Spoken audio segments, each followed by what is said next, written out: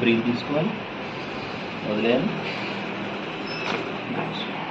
అట్లే మెయింటైన్ చేయాలి.